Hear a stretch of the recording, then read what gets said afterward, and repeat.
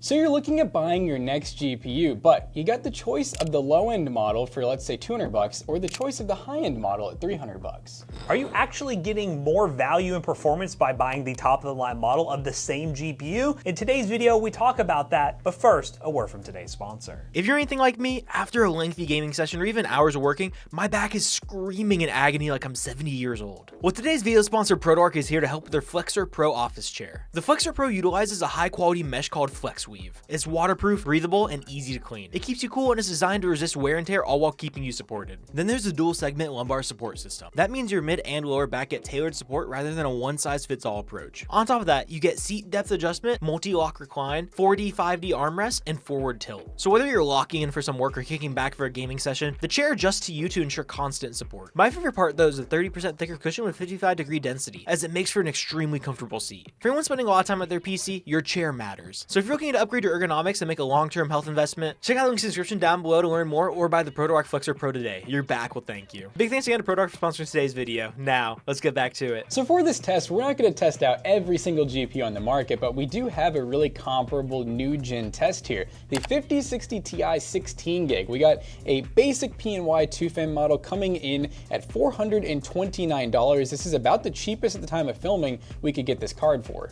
And we also have this Asus TUF model, which is crazy high-end, 3-fan. It actually has a bunch of cool features baked into it, but you're paying $110 more, coming in at $539. So are you really getting that much more for the money? Well, if you're just looking at them, you definitely can see the difference. We got this very compact card. Again, it's 2-fan design, not very thick. This right here will fill out your case very nicely. It has features like a BIOS switch where you can swap between performance and quiet mode. The one thing we also noticed is the power connectors are different. If you don't want to do the fire hazard, quote unquote, power connector that is built into this 5060 Ti, you could go with the normal 8-pin on this PNY model. So maybe that's a benefit for the cheaper card. Again, up to you guys at home, but there are some noticeable differences. And then I do have some basic tech specs before Matt and I actually kind of go over maybe some of the physical differences of the card. So with our PNY card, we have a base clock of 2,407 megahertz, while the 5060 Ti Asus TUF model has a base clock of 2,662 megahertz. That's a pretty big base clock difference, but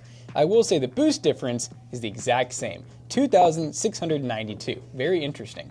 Now, I think this video is also interesting for a bunch of different cards at different price points, because I know the one topic that's been talked about a lot over on Twitch streams, twitch.tv/ToastyBros, is the cheapest model 5070 being $499. You can get a 2-fan model for $499, while the other cards are more expensive. And at that price point, you're almost getting close to this in terms of price to performance, and it's cheaper than this card. You get the 5060 Ti 16GB or a 5070 for cheaper. Are you actually sacrificing a ton there, even though the GPU is obviously better with the 5070 versus this card? We'll have to see in our testing. And speaking of what Matt just said, we actually did that in a video. We tested a 5070 12GB versus a 5060 Ti 16GB, this exact card right here, and of course the 5070 won in every single test. So this is going to be interesting to see. In gaming, do we actually see a performance difference, which that's the main thing we're looking for. Of course there's going to be temp differences and stuff, which we will point out, maybe wattage differences as well. We don't really know yet. And the last two specs that are important to note are the Cuda Codes and memory speed, and both of those are exactly the same, with the Cuda Codes being 4,608 and the memory speed being 28 gigabytes per second. So once again, I'm excited to see what the difference is, if there is any, but we gotta talk about our test bench we're gonna be testing these graphics cards in. For our Toasty Bros test bench, we have the Ryzen 7 9800X3D 8-core 16-threaded processor.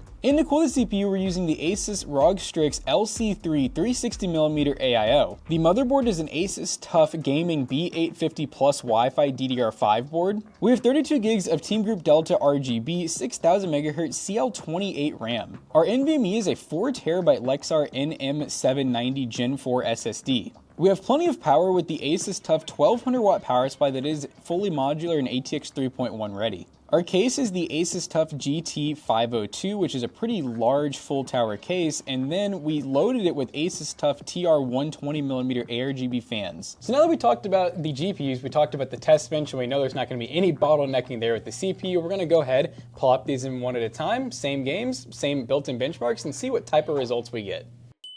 Alright, so we are right now on our cheaper 5060 Ti. We're on the PNY card.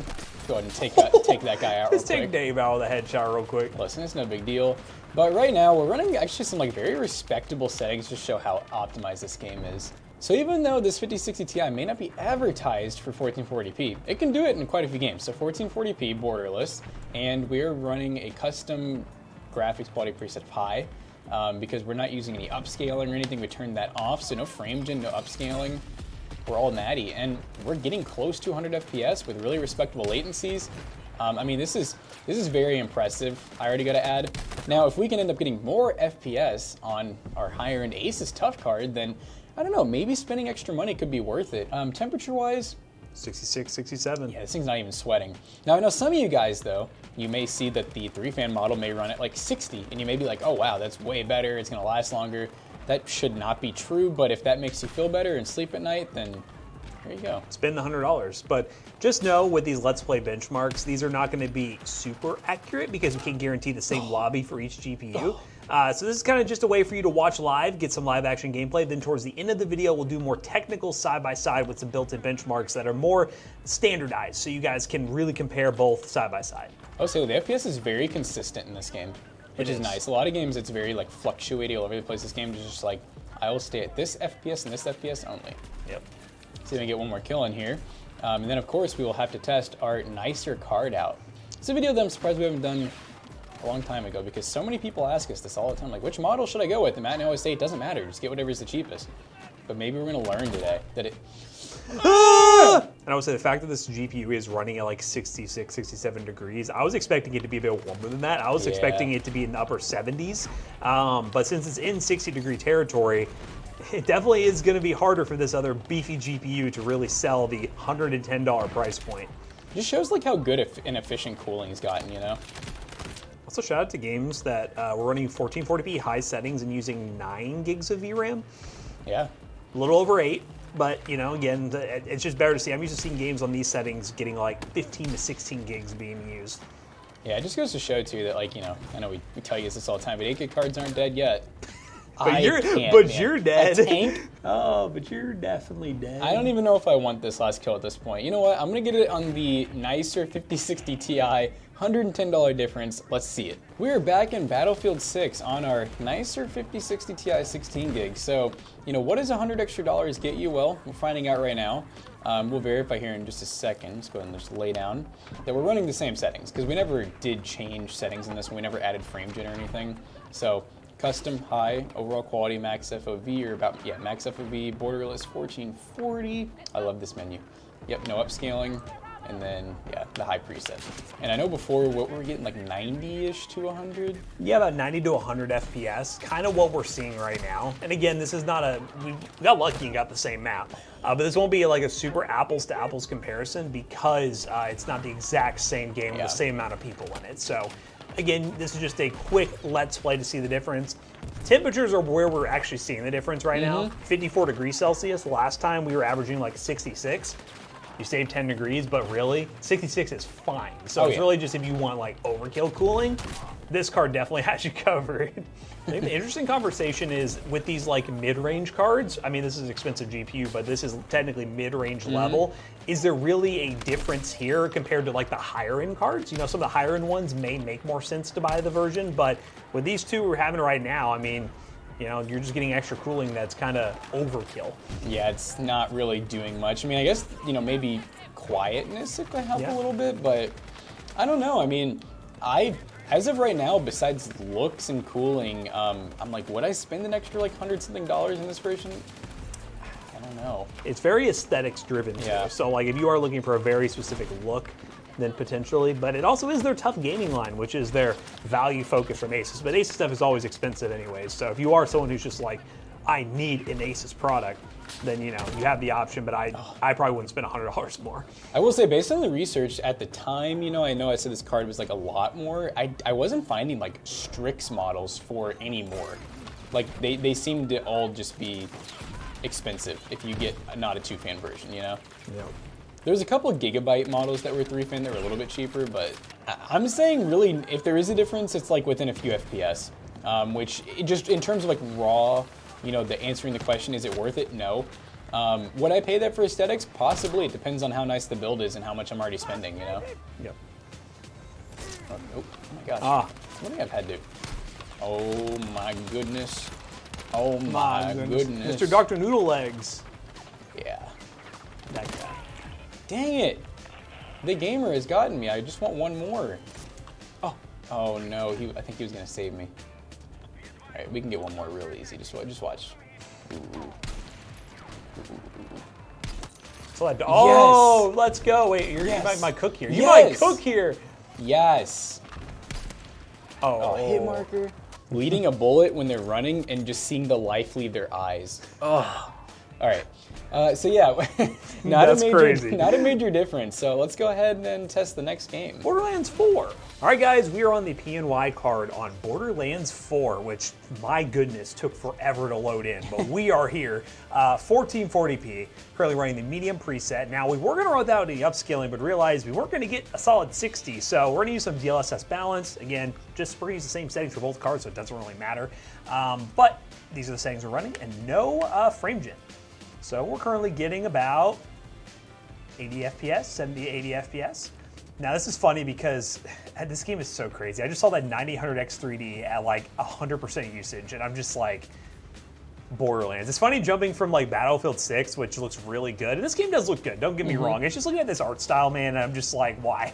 Like, what does it need to be like this for? You're like, you guys didn't have to do this. But 80 FPS, 90 at times. I'm gonna try to keep the track somewhat consistent. We'll go around an area that won't kill me. But temperatures are actually looking a little lower, and power draw I think is a little bit lower. We're only at about 140 watts, because I think we're not fully at 100% usage on our GPU right now. Yeah, I'm curious. I know a lot of like the nicer models will pull a little bit more wattage, but I'm assuming you should get more FPS too.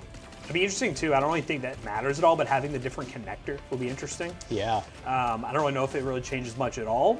The fact that it can run on either one is interesting. But you know, we do have that option, and we're still maintaining pretty decent FPS numbers. I mean, this would be more than playable. I could play this whole game on these settings and have no problems whatsoever. Yeah. VRAM usage, well below 8, not too bad. And yeah, it seems like we're peaking out about 140-ish watts. So pretty confident, 80 to 90 FPS, 62, 63 degrees Celsius. I'll run around here just a little bit longer, just see if that card heats up any bit more. Maybe I can load some stuff in, but it seems like we're not gonna get in a scenario much more demanding than Battlefield 6 so far that'll really push this thing to be like, whoa, maybe I shouldn't buy that card. But we'll have to see how the big ol' Asus TUF card does, because this one is holding up pretty dang good. All right, guys, we are now in Borderlands 4 on the 5060 Ti, and just to verify the settings again, we are currently running medium DLSS set to balanced with no frame gen at 1440p. And we're gonna run around here, and we're getting about 85. You know what I'm already noticing that's like weird? What's that? Is like the temps are obviously like they're a lot lower. Yes. But the wattage, like if this is correct, you put 140 watt average. Yeah, I'm noticing Borderlands. something too. Why is this only running at 113 watts? But on like the flip side, it's like, should we really have to buy our card and like tune it? Yeah, you know what I mean? Yeah, this is, and for spoiler, I'll do some research on it. I don't know if we have to use the utility to like get more out of it. Is that like an armory crate thing, which would be really ridiculous, I'll be honest with you. The fact that it is only running at 113 watts is very strange to me. Because the other one, again, yeah, it was at 140, and we are getting less FPS right now on average. We're getting more stutters too. So that is something to keep note of, and we will do some further testing to see if there is anything we can do to boost that, but we did all the basics, drivers, Windows updates. The card's set to performance mode BIOS right now, which our PNY model, I know Matt pointed out, does not have a BIOS switch on it. I mean, we're enthusiasts, but we're not like that level where we think like, oh, we should probably tune this card to make sure we're getting our max performance out of it. And also those temperatures are really low, but like, what's the point if we're getting less FPS currently and we're paying more money? So it is important to mention, and we'll do some fine tuning. We'll run the rest of the benchmarks as is, and then we'll do some stuff after the fact to check, because yeah, that wattage makes more sense, because I did do some of the other benchmarks before this, just for a little behind the scenes baseball, and it was getting lower in some games, which kind of weirded me out. I was like, why is this not working? But it seems to be 80 FPS, more stutters than I remember. As you can see on the frame time graph, there are still the Unreal Engine 5 stutters that are showing their ugly face on that graph. They're popping up. So it is a little frustrating, but again, we're getting a little less FPS. So as of right now, in this use case, this card is acting a little sus. Let's move on to the next game and see if this trend continues. All right, we're on our PNY 5060 Ti now, and you like the little arms. Thick hands. We're testing out a new game. This is a new indie title, kind of like Peak. It's called RB There Yet, and you know, I've been telling people this, guys. Some of these indie titles, they're made by smaller companies, are really taking Steam and these other markets by storm. They're becoming popular in some of the AAAs, but we're currently running some pretty crazy settings. And it's funny because normally when you think indie or like alternative game, you think like easy to run, but this game actually has lumen ray tracing. You can go to overall like ultra quality, and then which does ultra everything else. We're 100% render scale. This game, I guess besides render scale, there's no upscaling, and we're doing 1440p. And look, we're actually pushing our hardware. Our GPU is at almost 100%. It's running hotter than it was when we were playing Borderlands, because it's utilizing our hardware pretty good. Engine's on. Oh my god, you have to shift? Yes, you shift. No, that's crazy. Okay, I lit my cigarette. Get a smoke. Oh. Jackson, you're gonna be the one driving. Oh, this is sick. You get a shift. Yeah, so you can see, you know, we're utilizing everything well. The game looks really good. People who haven't seen this game will be like, "What in the are the Toasty Bros playing?" Oh, this is so cool. This is gonna be a great stream game. By the way, of fun. This is a great plug. We mentioned it already. Twitch.tv/Toasty Bros. On our November stream, we're definitely gonna be playing this game with our full squad. We give away a gaming PC also. My roof. You lost your roof. My roof is gone. Let's ditch this ride. Never mind, I'm completely stuck now. All right, well, let's go ahead and test this on our supposedly better GPU. Will we get more than, seems like what, about 90 to 100 FPS? Will the SIGs taste better? We are now back in RB There Yet, and we are currently running those ultra settings. We do have DLSS on auto with the Super Res Auto. But yeah, it seems like we're getting close to like same FPS as before. Yeah, we're getting about 85 to 100 FPS on average is kind of the number we were looking at. See if you can get up this hill. I can make it up this hill. Make it up this hill. Light work. And once again, look at our GPU. It's only at 115 watts. So it's like it can go higher, but it's just choosing not to almost. Interesting. There's definitely something, we were looking around, you know, poking around in menus, and we did see the NVIDIA app, you know, offers like the checkbox for auto overclocking where it finds like the best settings. So we'll try that if the Asus app doesn't do anything. I mean, we want to give this card every chance it can, but yes. It is important to note that we are having to now do things to get to 2-fan card performance for whatever reason. Yeah, because out of the box, it just doesn't just work like you would expect a GPU to. So that's a little frustrating. All right, well, let's go ahead and test out Spider-Man. Then we got all of like our built-ins and everything, and then we'll see if we can get some more out of this card. All right, guys, we are on the PNY card in Spider-Man, and we're currently running the following settings: 1440p, no upscaling, and we're currently running very high settings because, again, this will run pretty smooth. I imagine we'll get close to a lock 60. Yeah, we're above 60 FPS here, guys. Now, this is one that's using more VRAM, which you would think in theory you would need better cooling for because you're utilizing more of your VRAM on your graphics card. But again, temperature-wise, we're still looking about the same. And to be fair, this is the GPU die temperature, so there might be some other spots on the graphics card that you don't think about that could be running a little bit warm. But the real thing in for this video is what are the performance numbers of that? Yep. No, I mean, I definitely do think we did a good look over, and Jonah will hopefully remember to get some good B-roll of what the differences of the sizes of the cards, the heat sinks, because it is crazy. Our Asus TUF 5060 Ti, like the actual PCB even, is almost like 1.5, maybe 2 times as big as our PNY models. So I would think that there has to be like some more technologies and some better cooling on that thing. Oh yeah. Yeah, and again, there's some stuff like, again, VRM cooling, certain parts of the graphics card that you would go quote unquote overkill on with the Asus card. Doesn't mean the PNY card is just gonna die. It just means that you might get more overall cooling, which again, you're paying a premium for a more premium product. This is just the most value price performance option that you can get. And the FPS is kind of what we expected. VRAM is going higher though. We're getting up to 11 gigs of VRAM, but we're getting about 65 to 70 FPS. It's slowly eating more as it loads things in. It is. I'm gonna go over here real quick. 11. 11. Yeah. 6, 7. 6, 7. Guys, it's affected the Toasty Bros now. We're cooked. He fell off a building. He's definitely dead. So Spider-Man, you killed somebody. There's no way that person's alive. Oh, wait, Wait, what the hell? I didn't shoot that web. Who shot that web? All right, pretty comfortably on the highs around 80 FPS, but swinging around the city, 65 to 70 FPS, pretty good. Let's see what the Asus card is capable of doing.